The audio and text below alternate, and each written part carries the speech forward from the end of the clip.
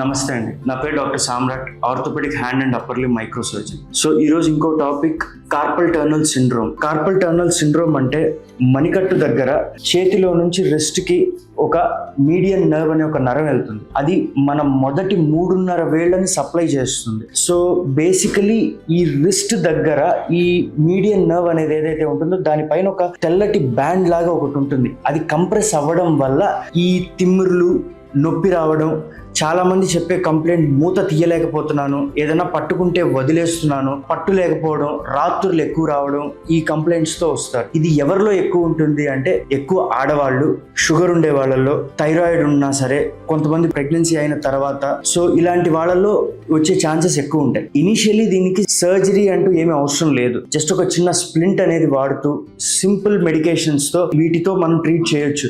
ఎప్పుడైతే అది తగ్గట్లేదో అప్పుడు మనం సర్జరీ అనేది ప్లాన్ చేస్తాం. సర్జరీ కూడా జస్ట్ డే కేర్, వచ్చి చేయించుకొని వెళ్ళిపోవచ్చు. అది కూడా మనం మైక్రో ఇన్సిషన్, ఆల్మోస్ట్ హార్డ్లీ ఒక less than 1 centimetre of incision లో నుంచి మొత్తం రిలీజ్ చేసి అగైన్ 1 వీక్ లో they will be back to normal. వాళ్ళు ఏ పని అయితే చేసుకున్నారో ఆ పనిలోకి వెళ్ళిపోవచ్చు.